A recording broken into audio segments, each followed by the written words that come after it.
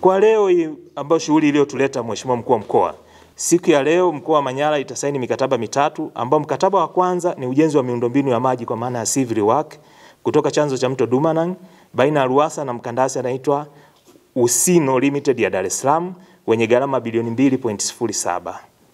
Mkataba wa pili utakuwa ni mkataba wa usambazaji wa mabomba ya plastiki yani HDP pipe, mkandarasi anaitwa Octa Group Limited ya Dar es Salaam wenye gharama milioni 892.2. Mkataba wa tatu utakuwa ni mkataba wa usambazaji wa mabomba yani GS Pipes baina ya Ruwasa Manyara na Solohaga Company Limited ya Dar es Salaam wenye gharama milioni 648. Jumla gharama ya mikataba hii itakayosainiwa leo ni ya bilioni 3.6. Leo tumeshuhudia hapa wakandarasi wamesaini mikataba. Mikataba hii wakandarasi hawa wanakwenda kutekeleza miradi hiyo, ujenzi na miundombinu ili kuendelea na kuboresha upatikanaji wa maji. Lakini wakandarasi hawa kazi ambao wanakwenda kuifanya ni kwenye upande ambako tulipata changamoto ya maporomoko. Kwa kwanza ningependa mfahamu wakandarasi kwamba kazi ambao mnakwenda kufanya si kama zile kazi za kawaida. Ni kazi ambazo tunakwenda kufanya kama operation kuhakikisha kwamba maeneo hayo maji yanapatikana. Na imani yangu inaniambia kwamba wakati mnasaini hiyo mikataba hapo mlishaiona. Mlishaisoma. Mliipitia. Mkaridhika nayo. Basi tunakwenda na mikataba hiyo. Lakini kabla mjasaini mikataba hiyo na uhakika mlipita huku site na watu wenu kabla hamjabili, si ndio? Kwa hiyo mmeona mazingira, mmeona barabara, mmeona hali ya hewa. Kwa hiyo hatutegemei wakati wa utekelezaji wa mikataba yenu na kazi zenu tuwasikie mnatupa stori za barabara mbovu. Hatutegemei tusikie mnatupa stori ya mvua zinanyesha. Hana mvua zijawahi kuacha. Kwa zitanyesha kila siku. Hatutegemei tuwasikie kwamba mmeshindwa kwenda site kwa sababu mlipoenda kuchimba kuna mwamba. Hiyo si kazi yetu. Nyinyi ndio wataalamu. Kwa hela mliobili hapo si ndio fedha mliopewa? Kwa mmebili baada ya kuwa mmeshafanya survey, si ndio? Na mkagundua kitu gani cha kwenda kufanya. Naomba tukatekeleze mradi katika muda uliopangwa. Mkoa wa Manyara ni marufuku extension za miradi. Kama mameneja hawajawaambia, mimi naomba niwaambie, na kama mtakuwa mmepata shoku kidogo, mna uhuru wa kusema kwamba tunarudisha nyuma hii mikataba basi. Hakuna extension ya mradi.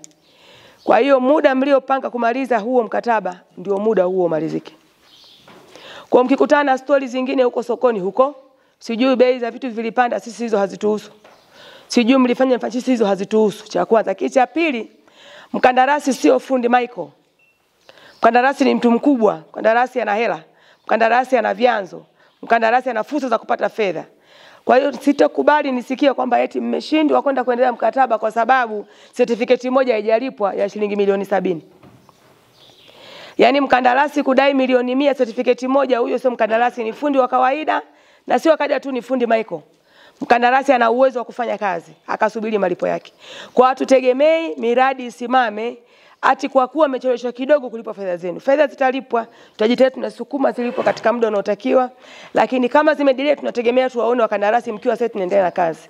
Kwa sitokubali kukuta site hakuna mtu. Rafiki zangu tutaparamiana.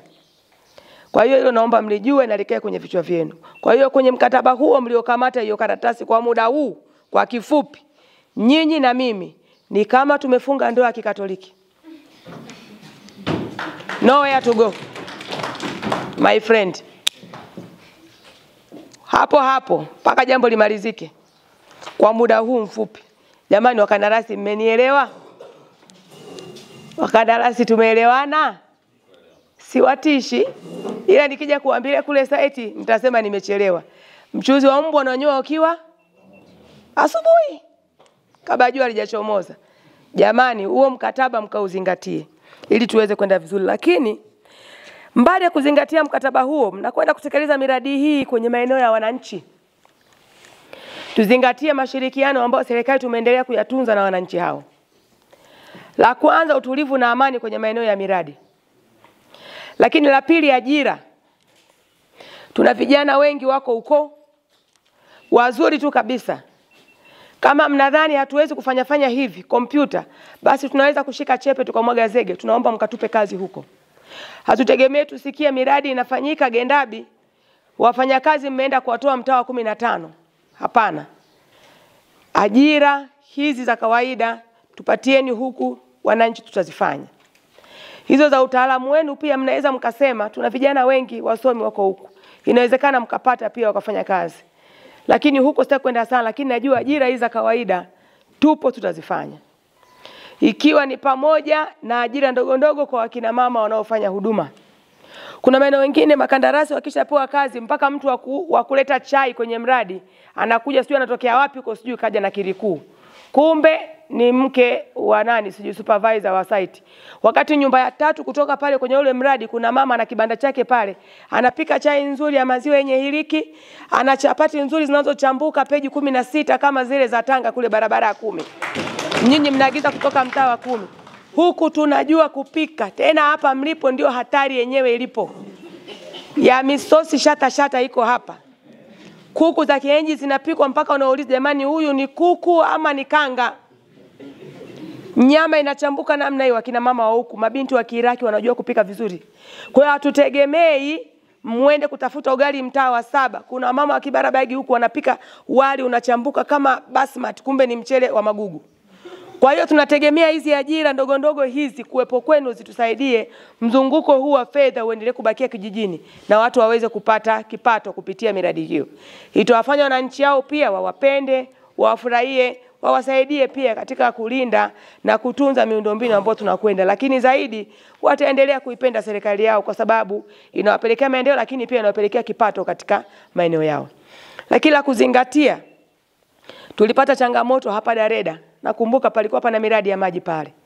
Mlipomaliza kazi mkalipa watu, mliowalipa kumbe walikuwa wanakula kwa kukopa kwa wakina mama lishe. Pakabaki madeni pale, mengine nikaja nikayalipa mimi kwa ajili ya kuwahurumia wale wakina mama. Tuzingatie hili. Watu wa huduma walipo katika muda unaotakiwa. Lakini wanajua kutufanyia kazi pia walipwe. Mara zingine kwa kuwa vibarua hawajui kinachoendelea kati ya mkandarasi, RUWASA na serikali. Kila siku mkienda mnasema hela hatuna. Serikali yenu haijatupa hela, kumbe mshalipwa mmetokomea. Mnaacha madeni. Hii miradi hii sitegemee mtu achie madeni.